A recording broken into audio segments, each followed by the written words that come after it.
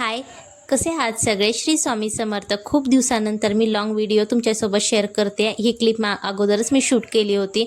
ज्यावेळेस मी दिवाळीला गेले होते त्यावेळेस होती चतुर्थी आणि त्या दिवशी मी गेले होते आनंदी गणेशच्या मंदिरात. आनंदी गणेशचं मंदिर हे अकलूजमधलं गणपतीचं मंदिर आहे आणि खूप प्रसिद्ध आहे. एका टेकडीवरती हे मंदिर बनवण्यात आले आणि खूप असं मोठ्या परिसरात हे मंदिर वसलेलं आहे. आंब्याची झाडं, नारळाची बाग वगैरे इथं भरपूर प्रमाणात आहे. आता मी तुम्हाला गणपतीचं मंदिर वगैरे कसं आहे हे तुम्हाला दाखवते. चला.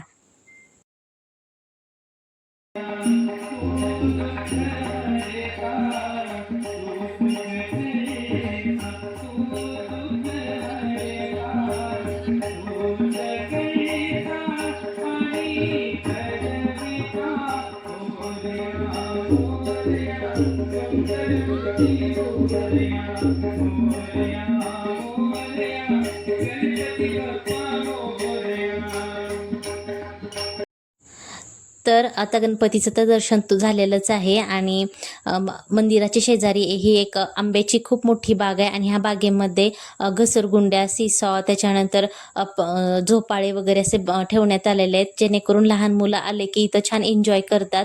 आणि सुट्टीच्या दिवशी सुद्धा एक छोटीशी इथं पिकनिक पण करायला लोक येत असतात. अकलूज म्हणा किंवा अकलूजच्या बाहेरील लोक सुद्धा इथं छोटीशी एक पिकनिक रविवारच्या दिवशी वगैरे करतात. बागेमध्ये छान जेवण वगैरे सुद्धा इथं करतात आणि मुलं सुद्धा खूप इथं एन्जॉय करतात.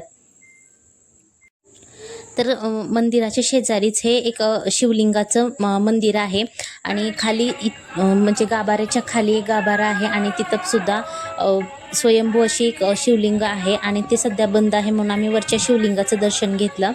आणि इथून जे खालचं जे डोंगराच्या खाली जे व्ह्यू आहे तो खूप सुंदर येतो आणि अगदी झाडी वगैरे छान बघायला मिळते आणि संध्याकाळच्या वेळेस तर अगदी मन प्रसन्न होतं हा व्ह्यू बघून. बघू शकता तुम्ही मंदिराच्या आसपासचा परिसर पण खूप सुंदर आहे.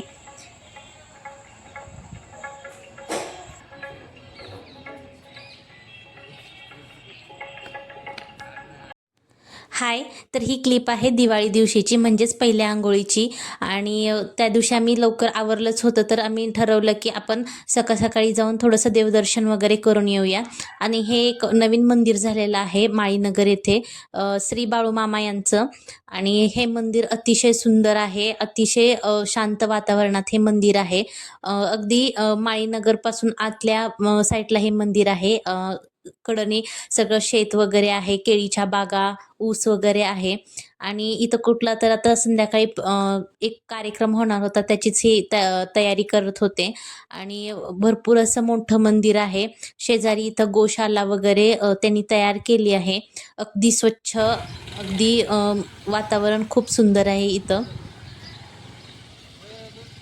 तर बाळूमामांचं आम्ही दर्शन घेतलं आणि त्यानंतर आम्ही जाणार आहे अक्लाई देवीचं दर्शन करण्यासाठी.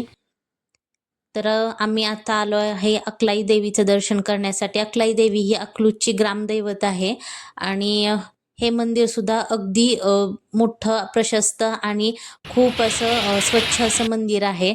इथं मंदिरात प्रवेश करण्यासाठी इथं पाणी असतं, पाय धुवून आतमध्ये आपण प्रवेश करायचा असतो.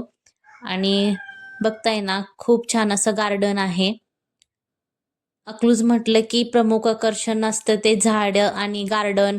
प्रत्येक मंदिराच्या इथं असं झाड आणि झाडी गार्डन असं बनवलेलं आहे.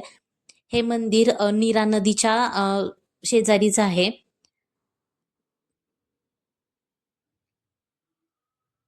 हे आहे अक्लाई देवीचं मंदिर आणि हे मंदिराचं शिखर वगैरे आहे. आतमध्ये मी देवी नाही दाखवू शकले, कारण आतमध्ये मोबाईल अलाउ नाहीये.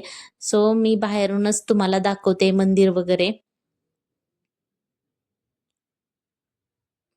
दिवाळी दिवशी भाविकांची सकाळी थोडीशी गर्दी होती. इकडं गार्डन सुद्धा आहे. गार्डनमध्ये पाळणे, नंतर घसरगुंड्या, सीसॉ वगैरे लहान मुलांना खेळण्यासाठी इथं बसवण्यात आले. खूप प्रशस्त मंदिर आहे हे. त्यानंतर हे आहे नीरा नदी. नदीला आता भरपूर पाणी आहे. अगदी स्वच्छ नदी वाहते.